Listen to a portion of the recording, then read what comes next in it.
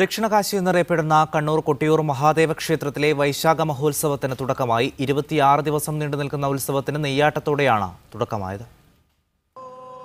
വ്രതശുദ്ധിയോടെ കിണ്ടിയിൽ നിറച്ച നെയ്യുമായി നെയ്യമൃത് സംഘം അക്കരെ കൊട്ടിയൂർ ക്ഷേത്രത്തിൽ പ്രവേശിച്ചതോടെയാണ് വൈശാഖ മഹോത്സവത്തിന് തുടക്കമായത്. ഇടവമാസത്തിലെ ചോതിനാൾ മുതൽ മിഥുനത്തിലെ ചിത്തിര വരെയാണ് കൊട്ടിയൂർ ഉത്സവം. 64 നെയ്യമൃത് മഠങ്ങളാണ് ഇവിടെയുള്ളത്. നമ്പ്യാർ, കുറുപ്പ്, ചില നായർ തറവാടുകൾ എന്നിവർക്കാണ് നെയ്യ് കൊണ്ടുവരാനുള്ള അവകാശം. വയനാട് ചുരത്തിൽ നിന്ന് ഉത്ഭവിക്കുന്ന ബാവലിപ്പുഴയുടെ തീരത്താണ് ഇവിടുത്തെ ആരാധനാ ബിന്ദുവായ ശിവലിംഗം സ്ഥിതി ചെയ്യുന്നത്. വൈശാഖ മഹോത്സവത്തിന് മാത്രമാണ് അക്കരെ കൊട്ടിയൂരിൽ ഭക്തജനങ്ങൾക്ക് പ്രവേശനം. ഈ വർഷം 2-3 സത്രം നിർമ്മിച്ചിട്ടുണ്ട്. ഈ 3 സത്രത്തിലും ഭക്തജനങ്ങൾക്കും ഇവിടെ സേവനത്തിലെത്തുന്ന പോലീസുകാരുടെ സൗകര്യത്തിനും വേണ്ടുന്ന സൗകര്യങ്ങൾ ഞങ്ങൾ ഏർപ്പെടുത്തിയിട്ടുണ്ട്.